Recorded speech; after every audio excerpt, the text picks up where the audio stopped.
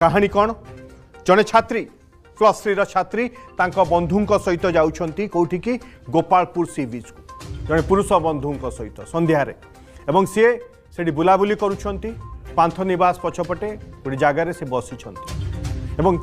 50 metre दूर से 8-10 जन युवक से बसिकी खटी करुँच ये समय प्राय 6:30 घटना तापर कौन हो ठीक 8टा बेलू समय 8टा बेलू को से 10 जन युवक एम पाखक आसुंच हठात कौन करुँच पुरुष बंधु को नहीं जाऊँ 5 जन पुरुष बंधु को नहीं जाऊँ 5 जन ए छात्री को नहीं जाऊँ तापर जो घटना घटुची ताहा वर्णना कला बेलू भी छाती फाटी उठिबो छाती थरी उठिबो एथिपाई जे तांको भितरु 3 जन जो 5 जन थिले जो माने युवती को लेकिन जाइथिले तांको भितरु 3 जन कौन करुछंती